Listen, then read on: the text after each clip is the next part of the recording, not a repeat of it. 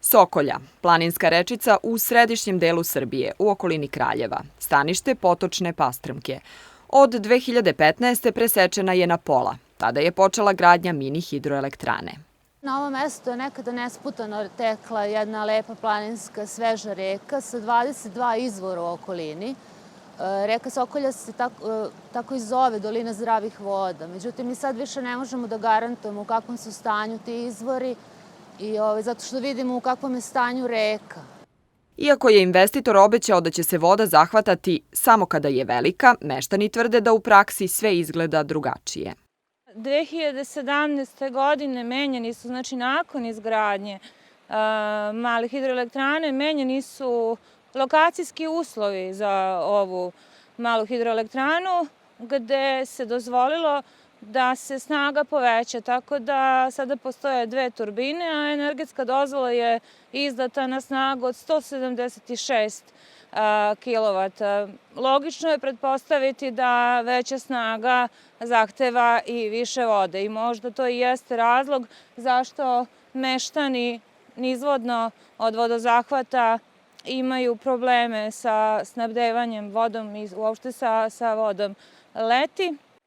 Zato traže zabranu buduće gradnje i kontrolu postojećih 10 mini hidroelektrana u okolini grada, od kojih su neke i u zaštićenim područjima. A evo, na primjer, konkretno na Brezanskoj reci, koja je nekad bila, taj Brezanski kanjon je nekad bio ponos kraljevačkih planinara. Sada imamo cevi i imamo kamenjar i imamo kada budu bujice i poplave, reka je toliko snažna i ona odnese tu zemlju i ogoli te cevi i mi vidimo taj krajolik koji je pust, kamenit, jalov, izmenjen. Tu više nema ribe, nema rakova, sve one divlje životinje koje su tu dolazile povukle su se.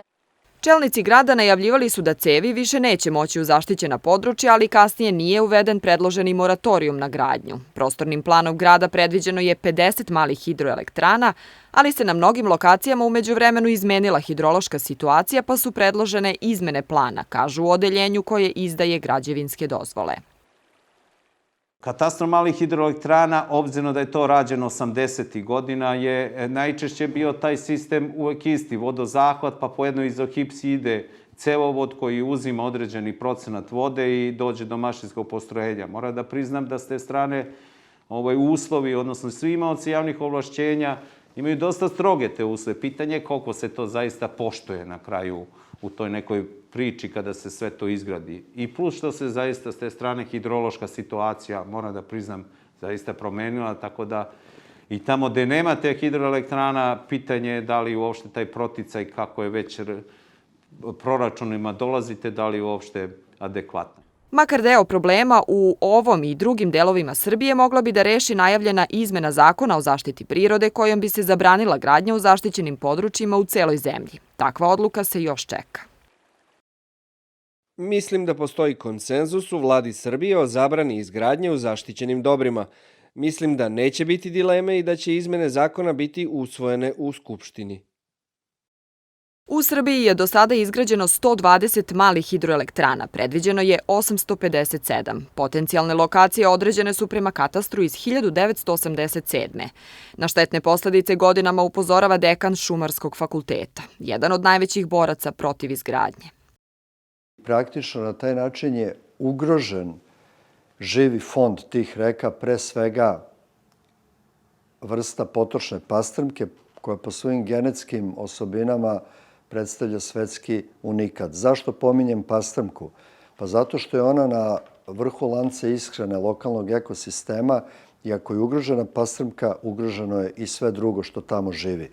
Tako da je prosto neverovatno da je moguće da se izdaju građevinske dozvole za gradnju tih vrlo devastirajućih objekata u najvrednijim prirodnim okruženjima ove zemlje. To je bio za nas jedan od indikatora degradacije. Pored onoga što smo uočili kao fizičku degradaciju, suženje rečnog korita, preusmeravanje toka, uništavanje originalnih staništa, a sve u funkciji izgradnje ovih objekata koji, naglašavam, nemaju svoje opravdanje sa aspekta javnog interesa, jer su beznačajni proizvođači energije, ali se veoma isplate vlasnicima, odnosno investitorima, pošto se ta električna energija prodaje 2,5 do 3 puta skuplje od one koje se proizvodi u klasičnim energetskim objektima.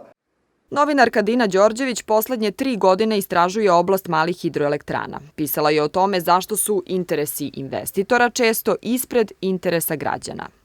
Sistem podsticaja u Srbiji, ali i šire, dakle u zemljama na Balkanu, je generalno išao ka feed-in tarifama, takozvanim u stvari podsticajima gde ljudi koji postanu povlašćeni proizvođači, odnosno vlasnici malih hidroelektrana, po višoj ceni u narednih 12 godina dobijaju u stvari veću količinu novca za tu električnu energiju koju proizvedu. I ono negde što mogu da podvučem kao opšti zaključak je da je takođe u tom nekom početnom periodu bilo jako važno da li ste vi kao investitor obavešteni da će Srbija u to da ulaže. Dakle, postoje negde, da kažem, intuicija da u stvari su određeni broj ljudi nekako znao da će Srbija ići u tom smeru, bili su tu kada su se odluke donosile i jednostavno možda im je bilo lakše da se odluče na taj korak kada znaju da će ipak biti neke garancije za povraćaj novca.